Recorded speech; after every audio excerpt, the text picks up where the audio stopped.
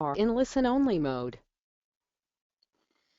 Good evening, everyone. It's Yvette here, calling in from Maroochydore, and I'm very excited tonight to introduce you to one of our amazing team members from the Creative Collective side, the lovely Mel Lees. So Mel's been with our team for about 1 year now, and she is very experienced in Google Adwords. So I could think of no better person to take you through the world of Google Adwords and how to set up your very own demos as we can possibly cram in, and lots of learning tonight. So a big welcome to you, Mel. Thank you. Thanks for that. Hi, guys. Welcome to webinar 10. So facilitating on AdWords tonight. So a little bit of background info on myself. Yvette did a slight intro there, but I've been with the Creative Collective based in the Newcastle office in New South Wales. So actually based working out of the Newcastle office with my sister, Katrina Lees, who is also a business partner in the Creative Collective. So I've come from an agency with a lot of digital experience. I was actually captaining all the PPC side of things at a previous agency before coming over to the Creative Collective. So that's where my passion actually was created, back in that agency where I got into AdWords quite heavily. Coming across to this team, I've carried over some existing clients and working with a team of experts who sort of specialise in PPC and SEO as well. So I've been able to grow my skills a little bit more with this team as well. So yeah, I manage clients who have active AdWords campaigns running. I create AdWords campaigns myself and self-manage those. So a lot of experience under my belt. So tonight's just about sharing my insights, my experience, and taking you guys through basically what AdWords is all about. So you can learn a bit more about the platform itself. Mel, could I encourage you to switch to and how you guys can actually create. You have now. It's all good. I can see them now. All good? Okay, sorry, there might have been a delay with the slides perhaps. So yeah, just saying that, yeah, tonight's all about giving you a bit more insight into Google AdWords and basically what the interface looks like, how to create a campaign and how to manage that as well. So moving into what AdWords is and how you can benefit. It's literally $1 billion advertising platform. So Google have created this platform where they encourage you to spend, but not only wanting to spend your money, they're also really good at helping you spend that wisely. So they want you to get the best bang for buck as well. So what Google AdWords is essentially an advertising platform that allows you to get your business, your brand, your products and services in front of people who are perhaps actively searching for the types of services and products that you offer. Or it could be getting in front of people at a different stage of the buying cycle. So in terms of what AdWords is, it's essentially made up of a couple of main networks. And by networks, we mean either the search network or the display network, or it could be a combination of both. So depending on what your objective is what platform you'll essentially use and how you'll set up your campaign. Why use Google AdWords? So I'm an advocate of AdWords because everything is completely measurable, trackable. You can get a really clear indication of return on investment. And looking at, when creating an AdWords campaign, it's really it's specifically used for its objective base. So do you have a product to launch and market? Do you perhaps have an event coming up? Are you trying to sell a particular service? Do you want to get your brand name out there? It could even be you've just created a new website and you want to let people know that you exist. So Google AdWords basically gives you instant pre-qualified traffic to your website where you're attracting people who wouldn't necessarily know that you exist. So without AdWords, I guess you would be solely relying on people to find you organically.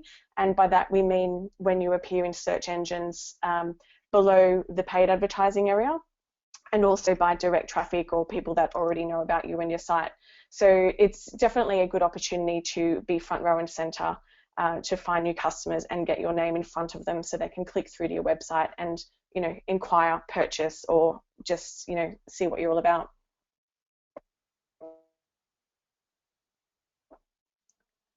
So again, yeah, AdWords, reaching people at the precise moment they're searching for the types of services that you offer. So it literally gets you and your brand directly in front of them when they're searching, when they have a need and they're punching in keywords into Google. So yeah, the benefits of AdWords also is that you have full control. You get to create the campaign from deciding what you want to promote, how you promote it, who you want to target, where they reside. We're talking about specifics like location. It also gives you a lot of flexibility in turning the campaigns on and off. So it might be a case of being quite seasonal. You might want to advertise in the lead up to Christmas, or you might have, Father's Day products that you wanted to promote. So definitely a case of being able to turn campaigns on and off and demarket to a degree. So that's the ultimate aim, to be increasing those leads, getting that website traffic, getting those conversions to a point where you're so busy you don't even need to have AdWords on. You can just pause it, turn it back on when you need to start marketing again. So essentially how it works, so your ad appears at the top of Google. It relies heavily on having a really well-structured campaign. So the key to having your ad appear when people are searching for the types of services and products that you offer is all about keywords and relevancy. So it's having a lot of thought behind what products you want to offer, how you will word that, and what are the search terms that people are using to find those particular products. So it's a combination of relevancy and keywords, and having a really well-built campaign to have it run seamlessly and get at the top of Google. So in chatting about keywords, the best starting point really is to do some keyword research. So I won't actually go to the live demo just now. I think we'll go through these slides just to give you a bit of an overview of what AdWords is and what the process is in creating a campaign. I think this will make a lot more sense if we go through the demos and show it all as a compacted process.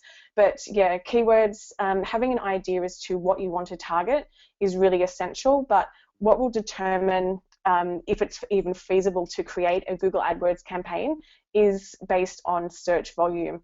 And by that I mean we need to ascertain, is there anyone out there in the wide world web actually searching for the types of services and products that you want to offer? Because you could create a campaign revolved around keywords and products, but if no one's actually actively searching for those products, then your advert won't appear. So the keyword planner tool that Google offers is a really great free tool that we start the process with. So we'll move on to that when we do the live demo. So again, keywords used predominantly for the search network. So tonight we're really focusing on the search network because the search network gives you basically the best return on investment, because that's getting you and your products in front of people who are actively searching for them, as opposed to the display network. The display network is more visual based. It consists of a lot more image based adverts. The objectives are also different as well. So using the display network might be more for brand awareness. They offer different targeting criteria as well, so you can get in front of your potential customers at a different stage of the buying cycle. So think of the search network as actively getting at the top of Google when they're typing keywords, as opposed to the display network, which is more visual based. But that is more an advanced feature, I guess, and something to maybe explore once you have more insight and knowledge of AdWords and how it works, and also once you have a bit more insight into who your customers are, what they look like, and the demographics, and how you could actually target them a little bit better. Right, so Google AdWords and how it works specifically for the search network, where we're talking about a lot of different formulas and a lot of components that actually make up AdWords. So one of those key components is actually ad rank, and ad rank isn't just one element. It's actually, Google looks at your adverts and it determines which ads will appear based on a number of factors, and these factors are things like competitors, who else is advertising, who are you competing against for those same keywords. We're looking at the quality of the campaign, how well it's structured. We're looking at relevancy, and when we talk about relevancy, we'll be starting to explore things like quality score, and quality score alone is made up of 3 different components as well. So there is a lot to take in. There is a lot to learn about the formulas and how you do get ranked, and about the bids and the auctions, etc. But as a quick overview, basically the way how you'll be ranked and where your ad will appear does come down to ad rank, does rely quite heavily on that factor. Moving on to bidding and ad quality. So your bid is essentially the maximum amount of money that you're willing to spend per click. So when we say CPC, we're referring to cost per click. And when we set up a campaign, basically we look at setting a maximum default bid amount. So that means that you tell Google that you may not be willing to go over a certain amount, like $5 per keyword, for instance. But when we do the keyword research, we'll actually take a look at that, because Google gives you some really good insight into the value of keywords and how much you should be willing to spend per keyword in order to achieve that top rank position. But in saying that, you might say, the maximum you want to spend is $5 per keyword, but it doesn't necessarily mean that you'll be spending $5 for every click. It just means that, hey, there might be other competitors out there. They might only be willing to spend $3 per click. So it will help you rank a little bit better if you have that extra budget and you're willing to spend a bit more, in conjunction with a couple of other factors, as I mentioned, like quality score and relevancy, keywords and structure, etc.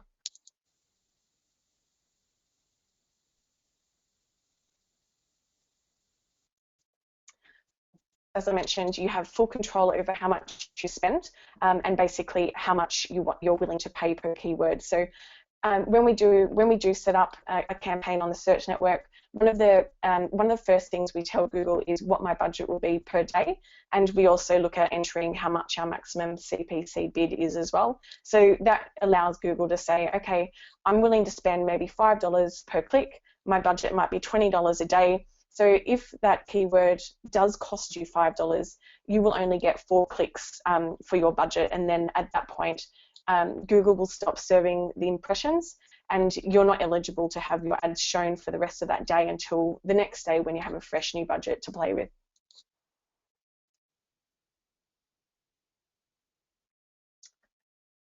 This is just, again, bidding strategies. You do have full control over this. It's part of the start of a setup is selecting what type of bidding structure you want to apply to your campaign. So when we set up a campaign, we're looking at CPC, which is cost per click, which is mainly used for the search network. And yeah, exactly that, you're paying per click.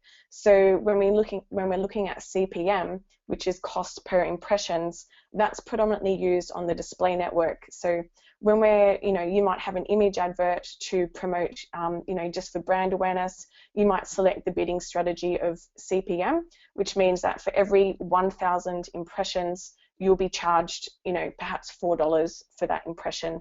So you're not paying per click, you're actually paying every time the advert appears on screen when it loads. You also have the option of focusing on conversions, which means that it's a cost per acquisition structure, or CPA, which is a little bit more of an advanced feature, which I think you need a lot more insight into your target market, your demographics and your customer base, what they look like, and how much it really costs to convert them. So that having that sort of knowledge and that experience before you select a bidding strategy like that would be important.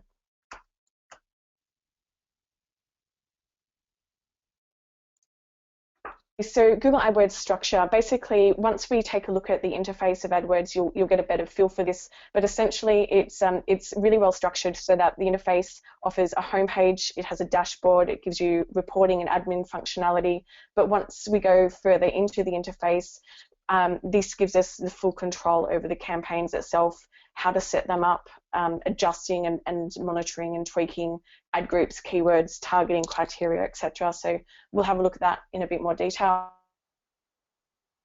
But this graphic here is actually quite a good image of what the structure looks like. I guess it's the the top level account. Within that, you would name the account.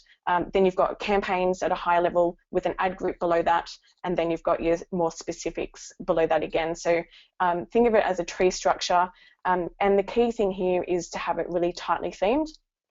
the success of any campaign really comes down to how well structured it is, thinking about tightly theming your ad groups and tightly theming those keywords within those ad groups. So everything is, talking the same language. If you have lots of different services and categories, perhaps if you were an e-commerce business, you could probably think about this in terms of, products and ranges and product specific. So just give really good thought to how you're going to separate out your campaign and just really think about theming things quite tightly.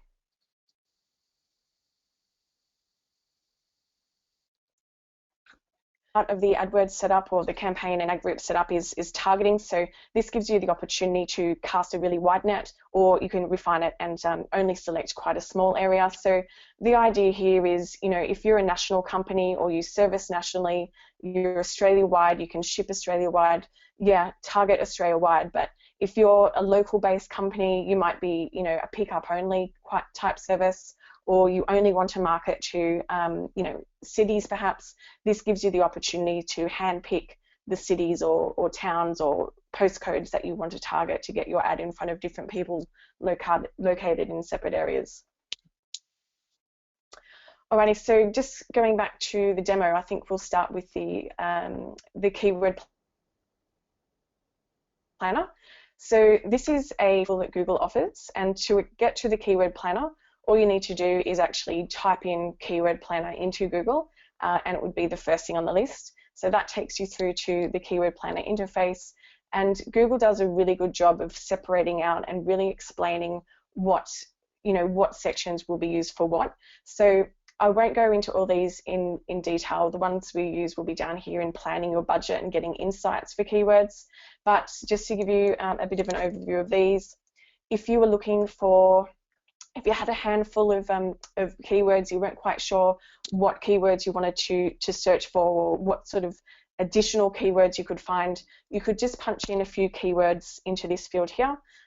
You would put in the landing page of your website and then select what category that website or your business is associated with. You can select your targeting criteria. So this is just, you see what search volumes are taking place within Australia, or you can change this to something more specific and smaller like Sydney. And Google will actually have a look at your website, whatever the landing page is or whatever link you put in this field here. Google will do a crawl through and have a look at what other keywords are in place to give you some ideas as to what other keywords you could search for. This is the multiplier tool, so this is good for plurals and just basically combining words. So you might have a set of core keywords, and then you might want to add on a separate word to that, such as gyms Newcastle or gym and fitness Newcastle. So this is just a tool that gives you that quick ability to combine words and create a new keyword list. But the one we want to look for tonight is basically the search volume data and trends. So this basically looks at the data on Google, looking at what people have searched for a list of keywords in the last 12 months. So what we might do here, just as an example, and this is actually a real life example of one of my more recent clients. We're about to perhaps kick off an AdWords campaign. They've given me a list of keywords, and I've actually worked with them as to what keywords they could rank for, or what their services are and what categories we could look at to ascertain, are there people searching for these keywords on Google? Have they been searching in the last 12 months? Is it feasible to create a campaign around these keywords? So I might just add these in now.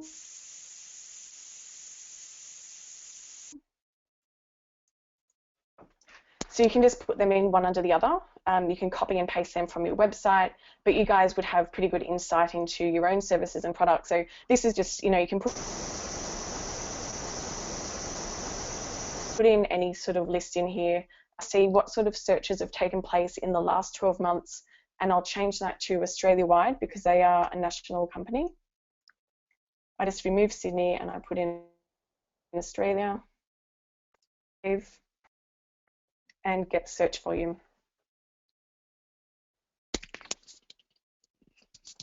So this basically renders out the search results. So this is looking at story telling me for the list of keywords that I've, on average, the monthly searches have been, in this column here, and you can sort that accordingly. The competition is basically looking at, the other competitors and the other marketers on AdWords, how competitive that space is. So the higher the competition, the more money, or the higher the value of that keyword. So you've got to keep that in mind as well. So looking at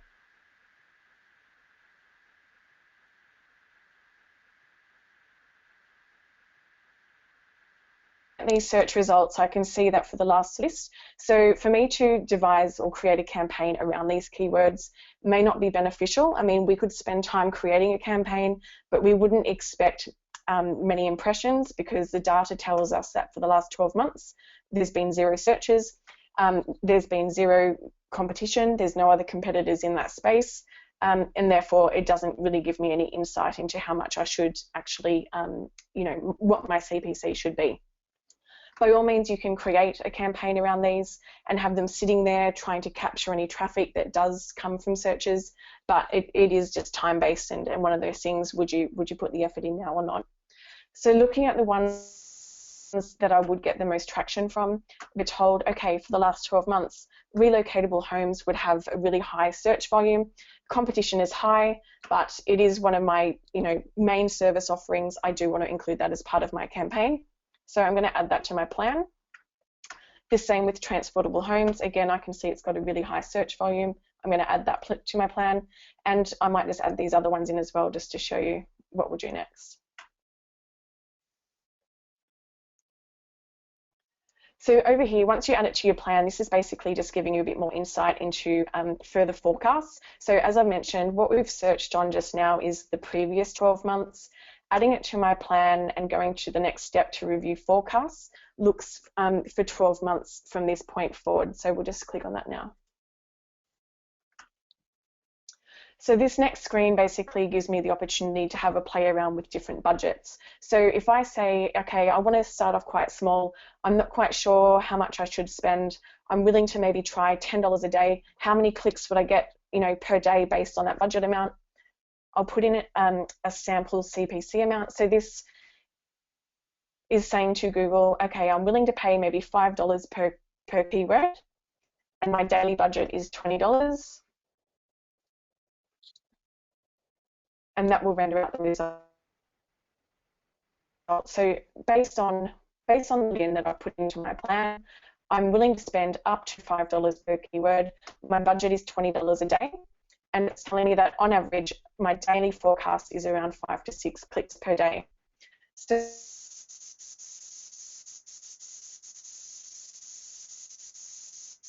we can get further insights from this screen that I've searched for Australia-wide searches. Well, that's what I'm looking at for my forecast. But the data is telling me that the majority of clicks and the most impressions will actually come from New South Wales and Queensland. So when I start creating my campaign, I might think, well, if New South Wales and Queensland is going to give me the most clicks, maybe I won't allocate as much budget to these other states, or maybe I'll just exclude them altogether. But this is a really good tool to give you insight into where the clicks will come from and where the searches are taking place Australia-wide.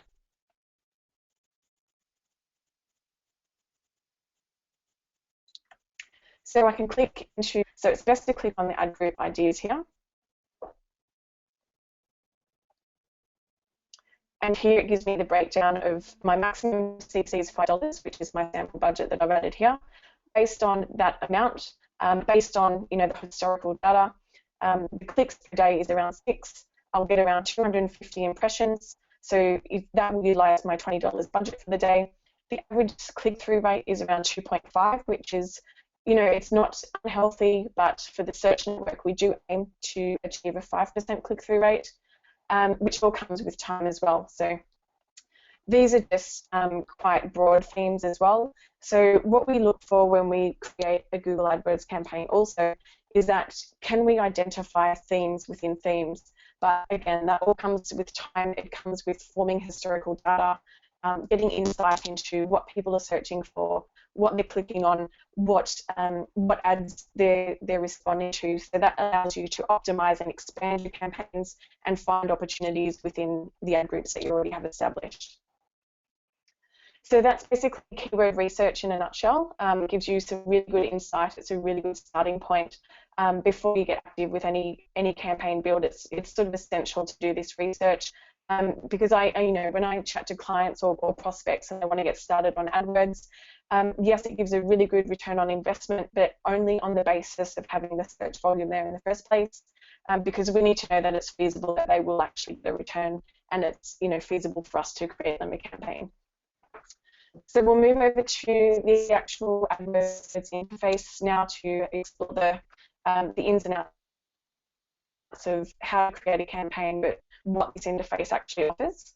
So because we're actually Google partners, we have a My Client Center. So having an MCC actually allows us to create and manage multiple campaigns under our belt. But for anyone who just has a Gmail address, you can log into Google, you can log into Google Adwords, and you can actually just create a campaign associated to your personal profile. So the interface will be a little bit different for agencies and an MCC, but predominantly once you get through this area, it all sort of looks the same. So we're going to start by creating a campaign on the search network. And to do this, we're basically presented with the overall campaign screen, but I wanted to take you through these tabs in a little more detail, and I also wanted to show you some of these other menu items up here and some of the setting functionality as well, so you've got a more of a holistic feel for the interface itself. So we're presented with the Campaigns tab, and this is basically where we do all the foundations of the build itself, specific to a campaign, such as targeting, the location, what sort of network you want to target. So you've really got to have your objectives in mind before you start creating anything there. This tab here is your ad groups. So going back to this structure here, we've presented with your campaign at a high level. Within that, you've got your ad groups, and then under that, you've got your keywords, which is reflective of this interface here. Since ad groups, you've got keywords, and you've got all these other options, which is sort of add-on features, etc. But before we build the campaign, I want to take you through some of these other tabs up here as well. So Google offers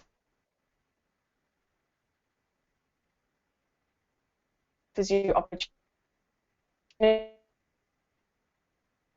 so you can click on opportunity and a second. Once a campaign is established and your campaign is running, Google obtains, is your campaign and performance limited by budget? It gets a feel for what your keywords are, how you're targeting, how it's running, and it presents you with some opportunities and gives you that option of adding or increasing your budget based on their recommendations. It doesn't necessarily mean that what they present to you is right, because you might be sticking with quite a small budget, or you have to be offering a lower CPC perhaps. But Google basically identifies opportunity and presents them to you, so you don't always have to have the knowledge of how to optimize a campaign and what you should be doing better, because Google will always pay attention to what's going on and present you with opportunities for you to add to your campaign and enhance performance as well. So the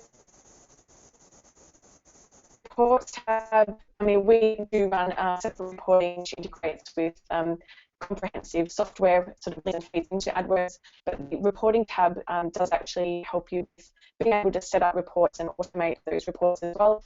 So here you can create a report and save it, and you can also email it to yourself or set up some recurring reports to go to you or your client or your team on a weekly basis or a monthly basis. Just gives people a bit of insight into how things are tracking and the performance. So I'll just exit that and I'll come back to the Tools tab. So one of the key things with AdWords as well is conversion tracking. So if there's any takeaways at all from today, I would say that part of this should be an emphasis on tracking, because without having conversion tracking in place, you really are flying blind. Having conversion tracking in place also gives you a really clear indication of return on investment. It's all very good to have an AdWords campaign set up, and you can see how much you're spending, what your through rate is, what your fees are, all those percentages and that full breakdown. But unless the conversion tracking is telling you if someone clicked on an advert and then perhaps made a sale on a site or made an inquiry, there's no conversion tracking pixel firing to tell Google that yes, someone clicked on the ad and yes, someone converted at the other end. Because without that, we're basically relying on KPIs like clicks and impressions. But we'll come back to that when we do the campaign setup. This little area over here is basically just an admin area as well. So once you log in, you see your manager ID. This section here just allows you to log in and out of Google or out of AdWords.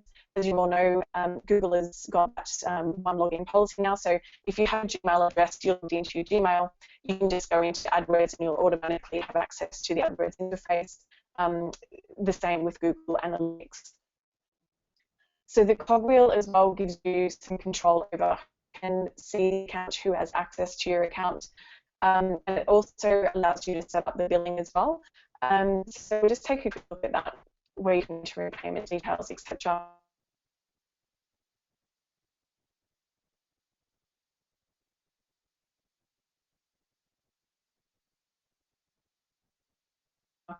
But you can see the campaign. What I was going to say was Google does a really good job of prompting you when things are wrong.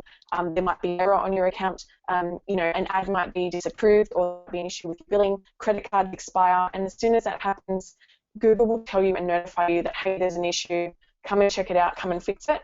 It will always present you with what the error is here, and it will give you the opportunity to rectify that to ensure that your campaign is running smoothly and that they remain live. You'll also get notified as well by email if there's any issues, such as billing perhaps.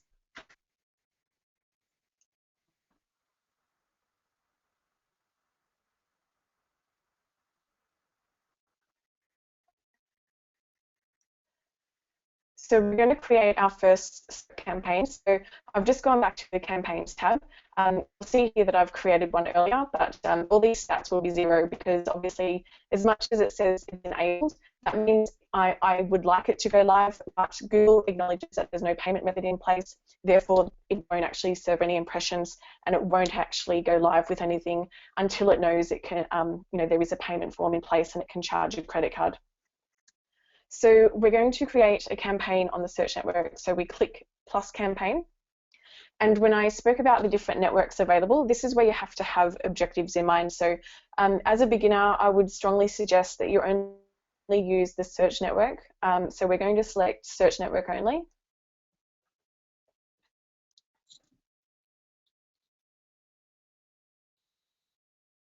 And this is where you're presented with all the different options. So there is a lot to take in here and you could read up on this. Google has a lot of great help and support resources. But in any case, if there's anything you're unsure of, you can just click on or hover over that little question mark and it gives you some really good information as to what these options are all about and why you should select them. But for anyone starting out, I would just suggest sticking with the standard features. It's really user friendly and it prompts you to set up the campaign under the recommended guidance.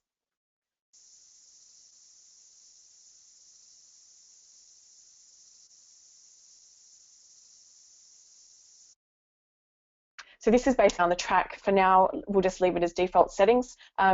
Playing around with devices and bidding adjustments based on those devices means that you really need really good insight into what, who your customers are, what devices they're using. Is it feasible that you even create separate campaigns to target desktops separately to mobile users, or perhaps you might want to create campaigns and ads specifically targeting mobile users. So it really comes down to knowing your data, having that really good insight into your customers and the technology that they're using. I would also suggest spending some time with your Google Analytics.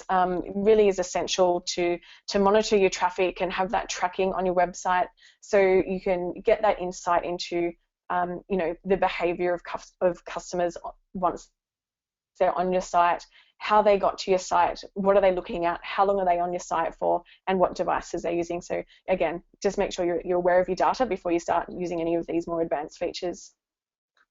So moving down to locations, this is essentially choosing what areas I want to target. So as I mentioned, if you service Australia-wide, or you can ship Australia-wide, or you know, you're an online business perhaps, yeah, sure, target nationally. You can even target, you know, every country in the world. You've really got to give thought to what's your budget and how thinly that will spread if you are targeting quite a wide area. Because when we start spreading our budget out too thinly, your advert is only going to appear periodically. So Google basically divvies up the impressions, and based on a really small budget and a really wide target area, you'd be lucky to see your ad at all. So I'm just going to select, I'm going to choose my own target area. So I could just, as we saw before, start typing in a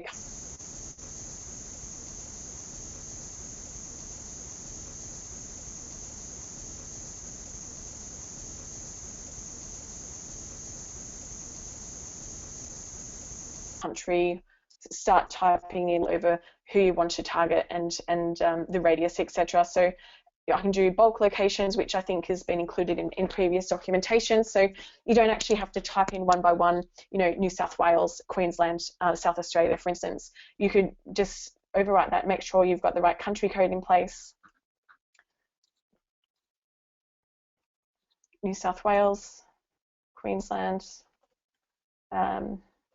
Let's see what that comes up with. So it instantly recognises that my country code of Australia on my searches for New South Wales and Queensland came up with 2 matches. So I want to add them in, and then you'll see on the map that that actually appears. So this is quite a good screenshot of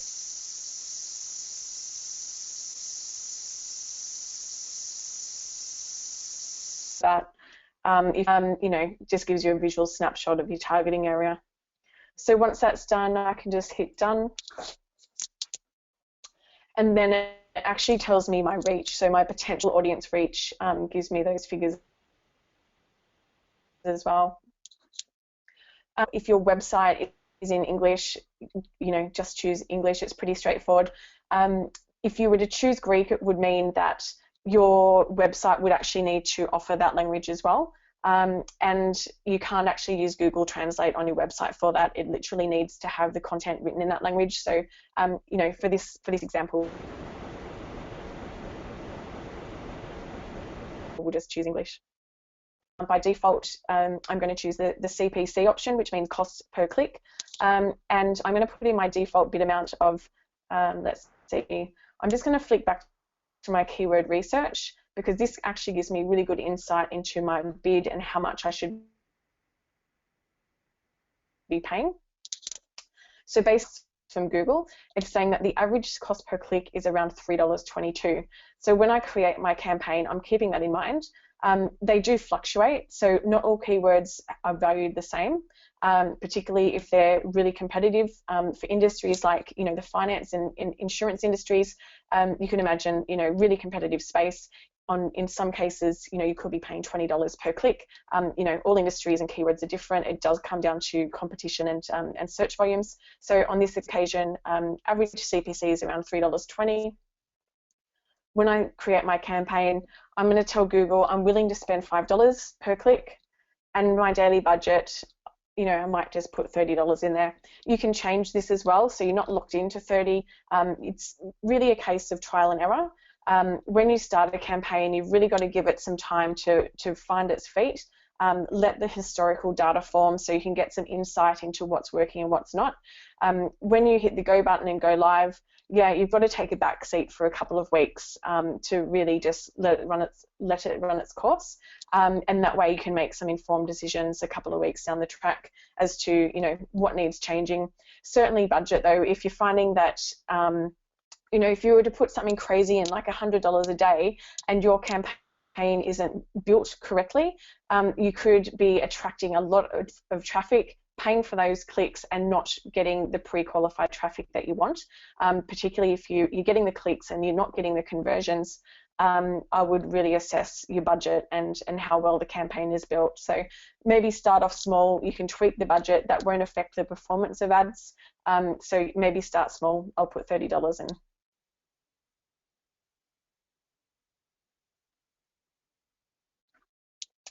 Ad extension formulas and what Google looks at in terms of how you rank and the bidding auction, etc. It looks at lots of different components, and it also looks at the campaign as a whole and how well built it is. And one of those factors is actually ad extensions. So it's not only a case of having an advert with keywords in it, it's actually looking at what else accompanies that advert. So when we do a search on Google,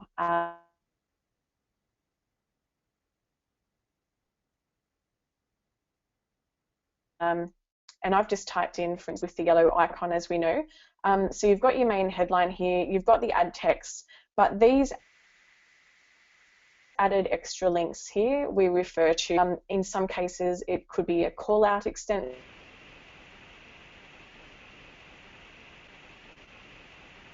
There's a lot of different, as you can see here, you've got a lot of real estate, an opportunity to use quite a big space.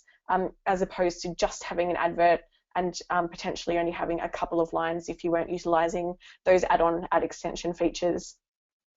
It also gives people who are searching an opportunity to click through to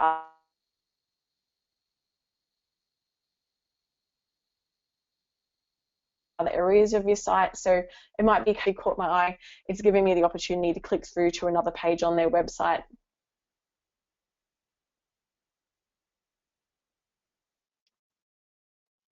The setup.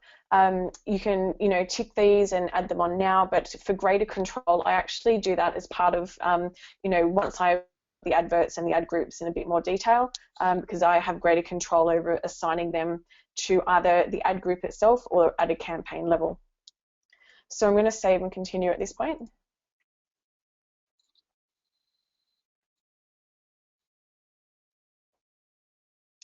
And you'll see here, yes, AdWords does a really good job of prompting you, so you don't have to fumble around and think, oh, what next? It does actually give you a step-by-step guide. So here it's our website. So for the example I'm giving you, I'm going to put in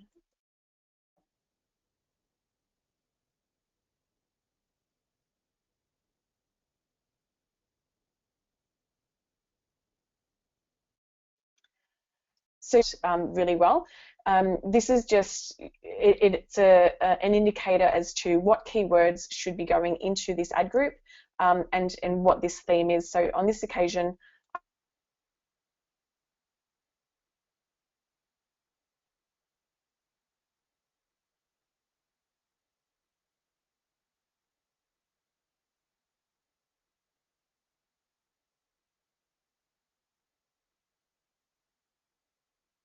I'm going to their eco-brick category, eco-brick, sorry.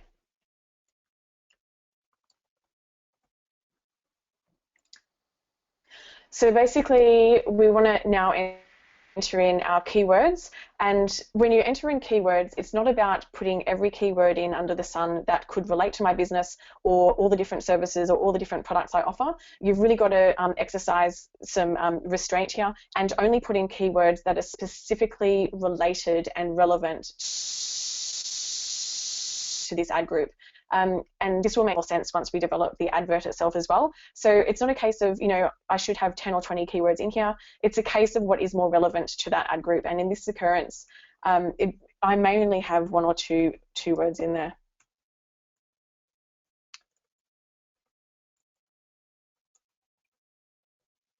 When we're talking about keywords as well, it's also important to note at this stage that you can basically, keywords are either broad match, they're phrase match, or they're an exact match. So this, really important, and I do urge everyone to read up more on match, because basically I've seen a lot of people throw money into the wind by adding in keywords that are all broad match. So broad means that if I was to have a keyword in here that we've just said eco, that could relate to absolutely everything and anything eco.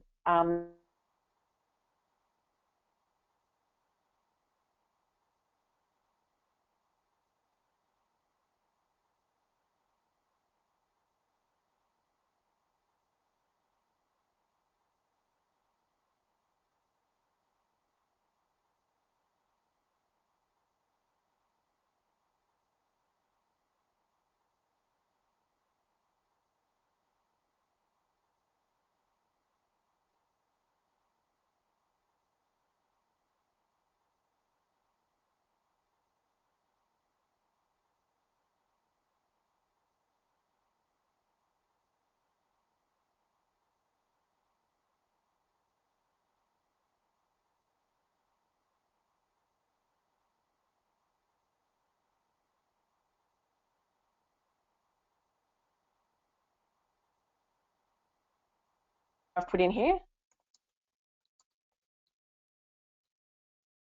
my advert will appear. So exact match is indicated by these symbols, whereas a phrase match is indicated by these. So again, exact match is when someone would type in eco brick home, and the phrase match is something that is really closely related, inclusive of plurals. So there's a little bit more flexibility around that.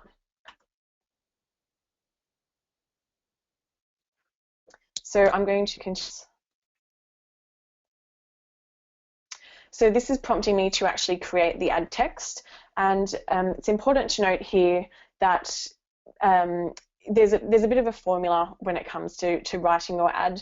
We've given some tips and advice on headlines and what to include in the ad text descriptions.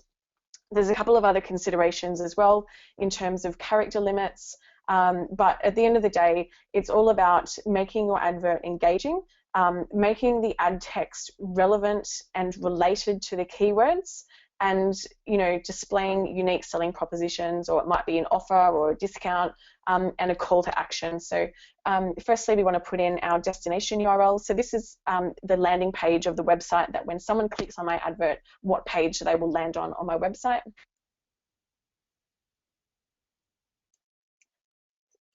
Group around the eco brick. So my landing page should specifically be the eco brick page. This will also affect your quality score, which is a contributor of AdRank and CPC.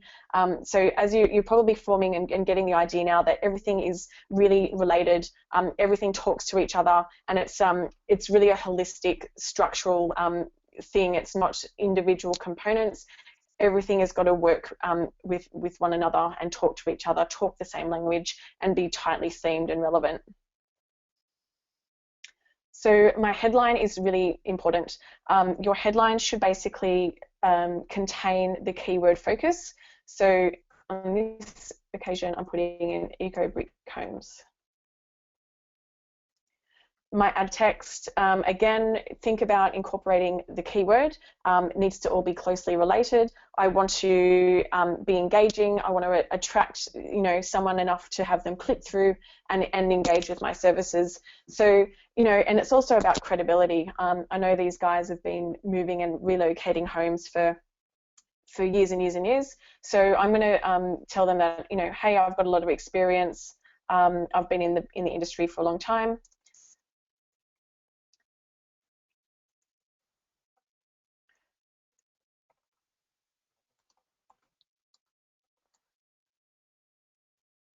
And if I go over my character limit, it will actually tell me. So you can see there that it's turned red. I've actually got too many characters.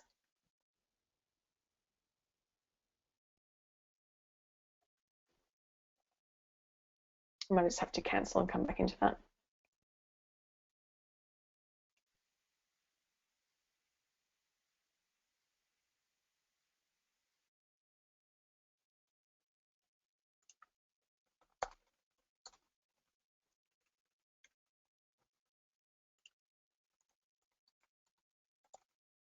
So moving and relocating homes, 1971. I must have just scraped through on that one. Call today for a free quote. So this is our call to action. We're telling people to click, call, take action. Basically, it's the call to action. You want them to actually do something, and this is more a statement, saying, hey, I've got experience. The main thing here is that they've searched for an eco brick home. That should be brick, sorry. My advert appears, it's relevant. I've got my keyword focus as the headline. It's the first thing that they'll see. They're going to see that I've been around in business for a while, I'm experienced, and hey, I can call and get a free quote. This here, it gives me the opportunity to select mobile only. So going back to what I was saying about having really good insight into your data, knowing what devices they're using, that's when you can start playing around with this.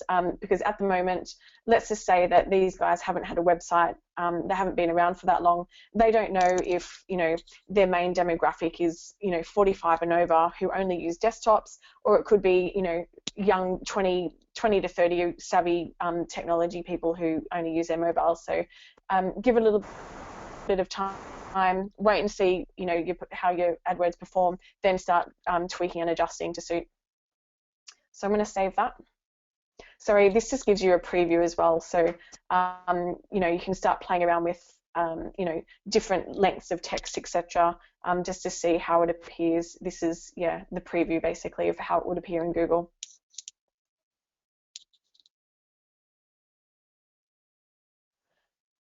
So I'm going to save and finish. Because I haven't put in a billing method, it's prompting me to add that in, but I'll come back to that.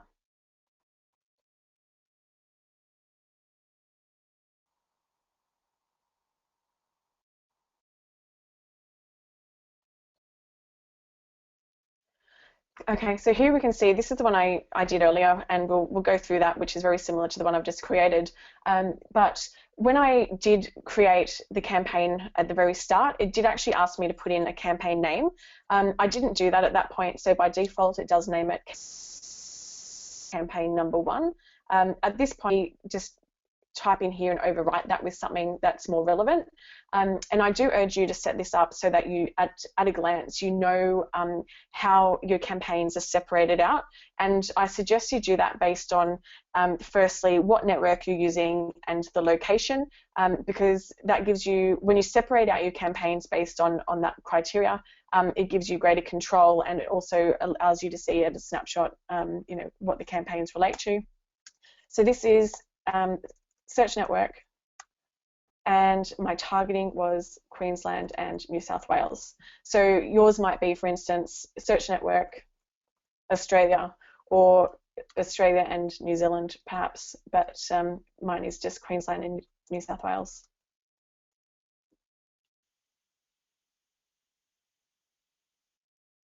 This sort of information here, one who's searching for your products, you've really only got to think about your ad text, which is the all that people see when they type in keywords and your ad appears. So I'm on my campaign. This is my ad group. I can see that I've created an eco brick ad group. If I click on here, it's going to come up with and if I click on the ads tab, that's showing me the advert that I just created. It's giving me the headline, it's giving me the ad text lines 1 and 2, it's giving me the display URL, and then gives me the opportunity to edit that. So keep in mind that once this is going live, if you were to click here and edit it, it will wipe all data, and you will start from scratch in terms of it will bring all those stats back to 0, and you'll be basically losing that historical insight into the performance. So at this stage, best practice, if you want to make any changes to this but keep the data in there, I would suggest pausing it and copy and edit. Or you may like to enable it. Sorry. Tick it here, go to the edit button here, copy it, untick it, edit again, and paste. So this is important to note that when we convert, we like to create ad text variation or advert variation. So in any ad group, at least 2 adverts. This gives you the opportunity to test ad formulas. It may come down to the slightest tweak. I would suggest keeping the headline the same, but playing around with the ad text with maybe a different call to action. You really don't know what people will respond to, and it can come down simply to just a word that you use or a capital letter, for instance. It can really change. So having that slight variation is always good to test and measure and get that ad formula right over time.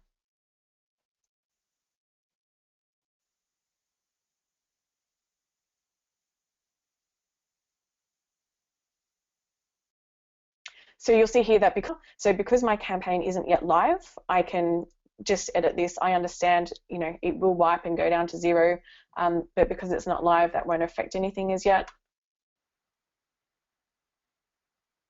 So in here, I'm given the opportunity and make a few changes for testing purposes. So this might be contact us today.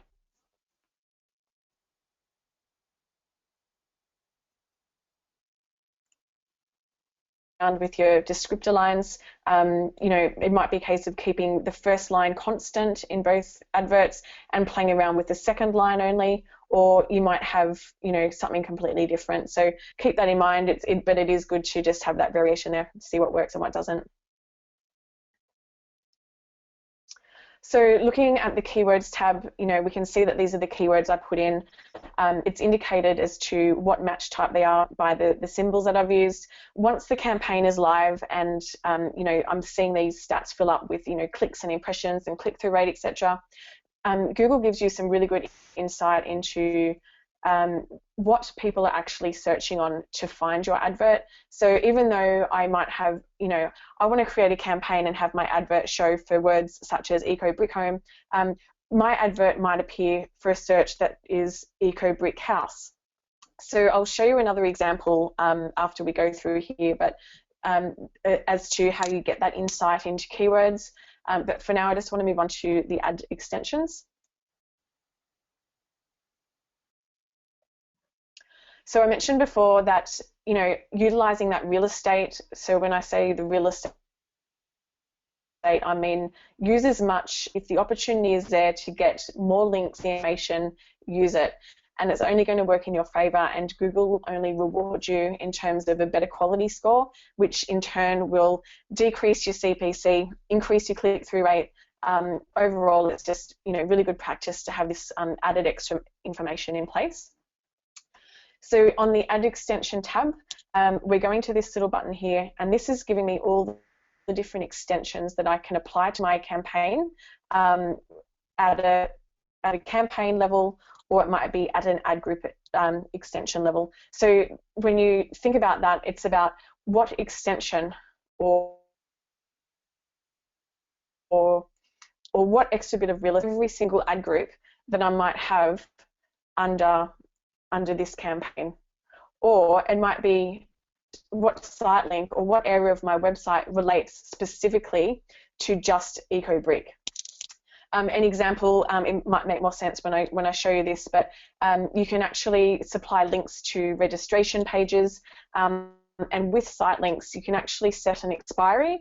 So if you have an event and you want to get registrations for that event that close at the end of the month, you might have an ad group and an advert around what the event is, and you might have various dates for that event. So the various dates might be entered for people to click on using the site extensions that can expire. And that way you don't have to pay as much attention and keep on top of, coming into Google AdWords and deactivating those site links once that event has taken place, because the site link will just expire and turn off and not show that past a date that you set. But just simply, let's just apply something at a campaign level, which means that it applies to everything under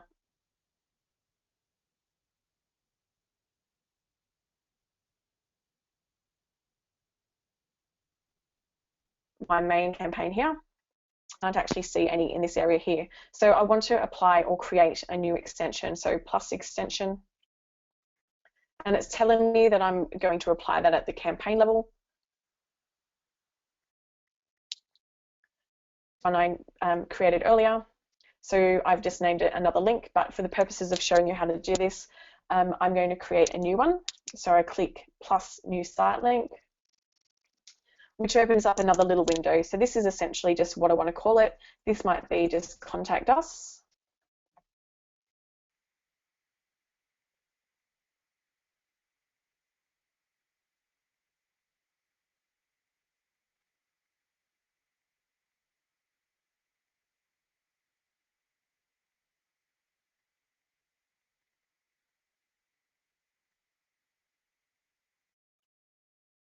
I generally leave it blank. It depends if I want to actually say anything worthwhile. Think about adding value and giving a bit more of an explanation. I mean, contact us is pretty self-explanatory, but you know, for anything else more detailed or complex, like, you know, a free chocolate special around that. So take the opportunity to, you know, put in a descriptor. It just means that you'll have to give a bit more thought to, you know, being quite succinct with what you want to say, because again, you've got a character limit to work with. When I was talking about setting an expiry, you might want to start my site link from today. You know, if that was an event, you know, that might, you know, be over on the 10th of September. So my start date would be today, and that would expire on the 10th. So that site link will just completely shut off on that date. But for the purposes of this, it's a contact button. It will never expire. So the start and end dates don't apply. So I'll just save that.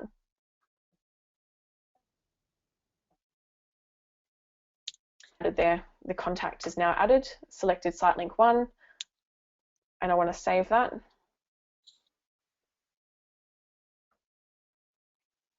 And there you can see that at a campaign extension level, I have a contact us link that will appear alongside my advert as well.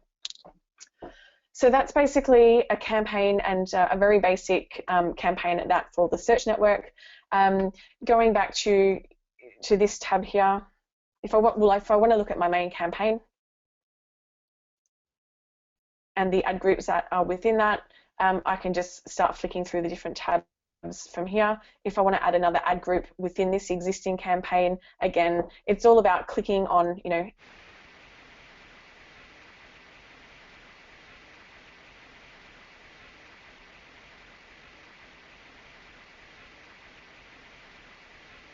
adding a new one, creating it, follow campaign. I thought it might be beneficial for you now to have a look at a couple of real examples. So I might just jump over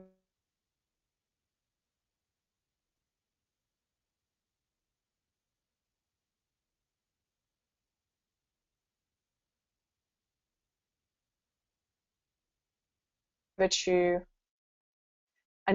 around, you know, 3 to 4 months. It got to a point where he was quite savvy. He learnt quite a lot in that time. It was plodding along really nicely. So at that point, we decided that he would self-manage. So this has remained in our client center, so we can take, you know, keep an eye on things and gauge the performance in case we do need to step in at any time and help him optimize and get it better performing. But for the purposes of just giving you some insight into what an actual campaign looks like and the different stats that this interface provides, this is one for Genome Shop, and we're just looking here at the different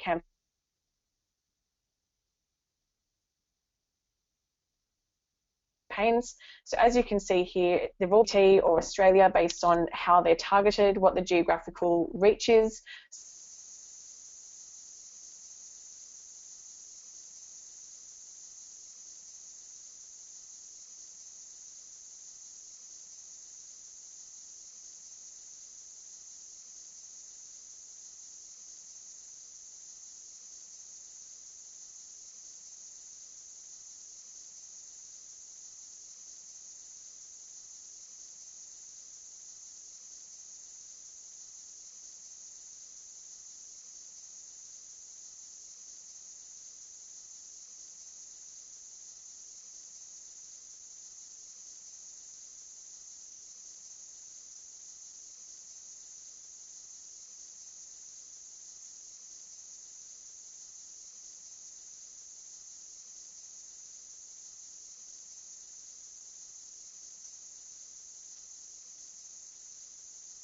5% click-through rate.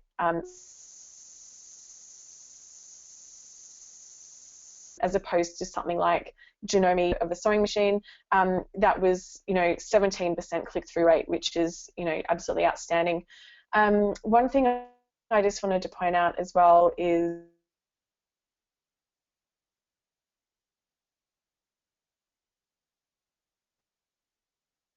the 30 days. I might want to do a custom date range.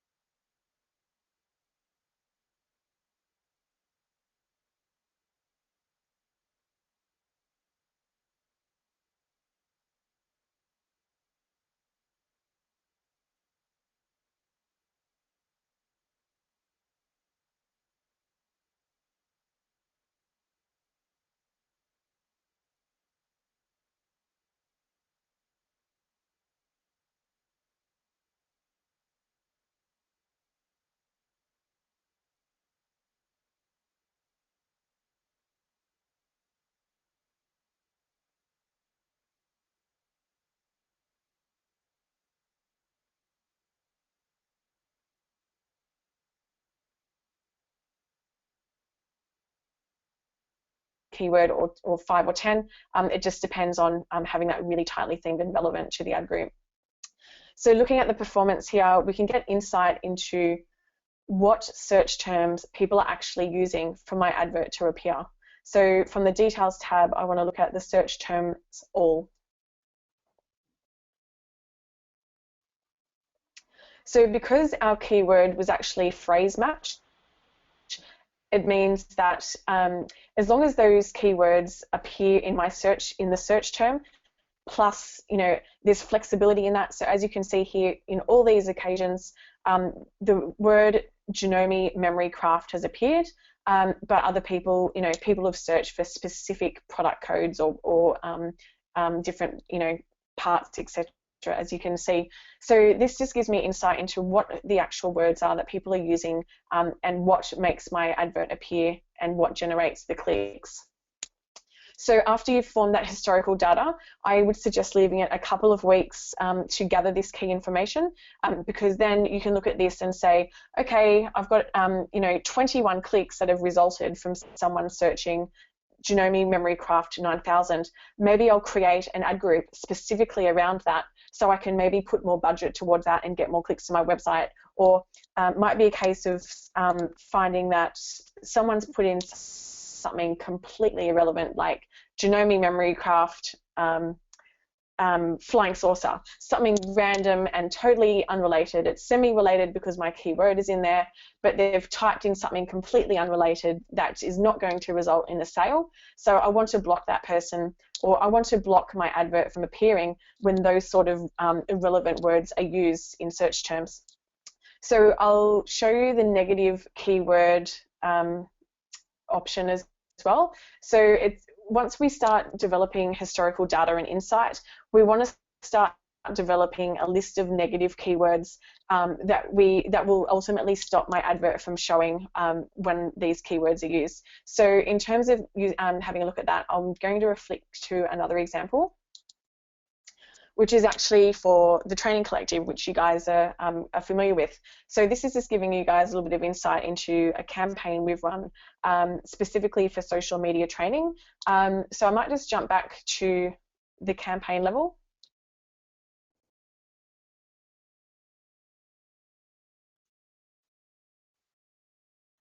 I've actually applied a filter in here to search on social media, but the example I want to show you is the social media strategy ad group within the campaign Melbourne BYO. That won't make much sense to you, but it's more to look at the negative keywords. So I'm going to click on this example. And here you can see all the keywords that are existent within that ad group. And from here you can see these are a phrase match, this is an exact match, this is a broad match. But what we want to look at is what is generating the impressions and what actual keywords are getting me the clicks. So I'm going to go to details. Under the search terms, I want to select all. and here you can see what search terms people have used to get through for my advert to appear and what has generated the clicks. So on this example, you can see that some words have been excluded because my advert has appeared for a search term, Dr. Stuart McGill's social media training review, totally unrelated. Yes, the word social media training has been used, but this is related specifically to something that is unrelated to my business. I don't want to attract this sort of traffic. I'm going to tick that and I'm going to exclude it so I can add it to my negative keyword list. So this is just a really good tool to use to start building that list up, so you're not your advert doesn't appear for irrelevant or traffic that you don't want, because at the end of the day it's all about saving your budget, because every time your advert appears and someone clicks on it, you will be charged. And you've got to consider that if you're starting off and you have a small budget and you're just testing the waters, you don't want that budget utilized by irrelevant traffic that is not going to get you that conversion. So moving on now, I'm just going to show you conversion tracking, which is maybe a little bit of an advanced feature. But again, I think it's absolutely imperative to have this in place for any campaign that you're running, because it's a clear indication of return on investment. So we're going to go up to the Tools menu at the very top and click on Conversions.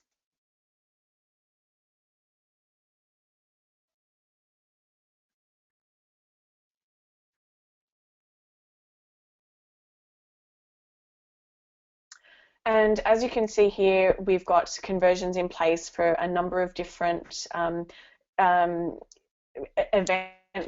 basically. So we want to track people that have followed through an advert, clicked and registered for, a regional half-day event, or it might just be, someone has clicked through to my website and they've filled out the contact form. So I would say maybe 90% of our clients have set it up so that they're tracking conversions on the contact form. And this works on the basis that they've typed in, someone's typed in a keyword, my advert has appeared, they've clicked on it, they've gone to my website, they've taken an action, they've submitted the contact form, and a static thank you page has appeared. And as soon as that thank you page has loaded, Google acknowledges that that's a conversion, the conversion tracking pixel fires, and that will count in my conversion column. So this is all part of the initial setup. It's quite user-friendly. You do follow the prompts, so we're not actually going to go through that tonight, but just to give you a bit of insight into this tool and how it's used, you're basically just naming the pixel accordingly. I want to track inquiries. The source will be, yes, it's inquiries from my website. If you have an e-commerce site, it might be a case of tracking the value of that sale, which is quite user-friendly to do as well. And then it's a case of just copying that code and getting it onto that static thank you page. So that might be a case of someone in-house doing that.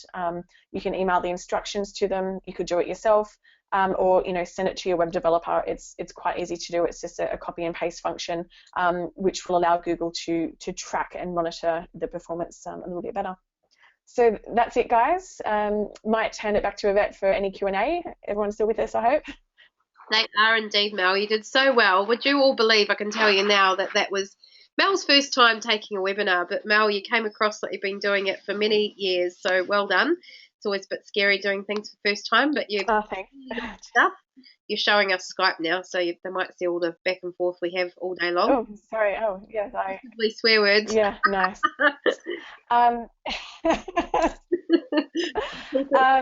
Yeah, so any Q&A? Okay, sure. So fire them through, guys. You guys know how this works. I've got one, and look, she may have consequently answered it, but Cassie here saying, what's a good quality score benchmark? QS. Okay, that's a good one actually, and if I can show a quick example, I will. I know I'm conscious of time as well, so where can I go for that? Won't be a sec. Well, I sort of fumble around and look for something there. Basically, a good quality score is anywhere from 7. I would say 7 would be a good benchmark. 9 or 10s is amazing. It is hard to achieve. So a quality score is determined by a lot of different elements, and that predominantly comes down to how tightly themed your build is. So it looks at what your keywords are, what the ad group is, what the landing page is, and what is that keyword on that landing page. So Google looks at a number of different things and wants to make sure that if you're advertising dogs and you've led someone to a cat's page, your quality score is just out the window because the content does not match. So benchmark 7, but 9 or 10, amazing. 2s or 3s, work on it, look at your landing page, improve the content and the keyword usage, and that, a good quality score will benefit you in terms of a lower CPC. You'll be rewarded, basically. Yeah, we always shoot for like 8 to 10, don't we? If we can get it 7 to 10, somewhere in there. When we hit 10 out of 10, it's like high fives, right, Mel? Yeah, definitely. Yeah, and I mean, sometimes it's out of your control. If you're doing AdWords for a client, it comes down to the client site and their ability and to improve their content and the landing pages as well. But definitely something to consider. Landing pages are super important. Yeah, just to reiterate that, so whatever page you're sending them back to, it should be explicitly linked to what keyword you're pursuing. So if you look at those words we were pursuing, like social media training Melbourne, social media training Brisbane, we literally created a page on our website for each and every one of those keyword sets, which might sound outrageous, but that's how we got high quality scores, lower cost per click when the campaign was really cranking. Thanks for that great question, Cassie. Anyone else want to put through a question? Not seeing anything come through on text message tonight, Mel. Looks like you might have covered it pretty well. Not seeing anything up either. Has anybody got a question for us? I'll just have a look. Checking this under questions and under chat. No. Cool. Well, I'll ask a question of you guys then. Hands up if you are already doing AdWords with your business or for clients. Hands up. No hands going up. Hands up if you would like to do it and are feeling more confident now to give it a go. Cool. 3 hands up. That's pretty good. It's about half of them. Fantastic. Awesome. And who here is just going to sit on this as a strategy that they might use if and when the need arises in the future? Kind of good to know, but don't need it immediately. Quite a few more hands. Those that didn't show them before pretty much showing that. So that's good. They are listening. It is relevant. Maybe not now, but later. Yeah. Awesome. Well, guys. Could I just jump in there? Yeah. Sorry, one quick thing. For those of you who are wanting to sit on this, and this was just a little bit of insight, I really urge you to have a play around and familiarize yourself, because at the end of the day, you can start building these campaigns, getting a feel for the structure and doing ad groups and adverts and putting those keywords in. It's not going to charge you unless there's a billing payment method in place. Nothing will go live. So I urge you to familiarize yourself and just have a play around with it and start creating and getting a feel for the interface and the platform itself. That's great advice, Mel. And I'd also advise you to do that soon. I mean, I've gone and done Google Adwords training, and then you get really good at it, and then you go away from it, come back, you're a bit rusty. And then as Mel comment, you sometimes log in, and it's a little bit different because Google, like all the other online networks we keep introducing you to, keeps updating all the time as well. I do have another question in from Mary Schloss. She says, why is Google Adwords Express not good to do? I'm not too familiar with Express. I think you've got less control, less flexibility with that. My experience is, the standard features, etc., the search network.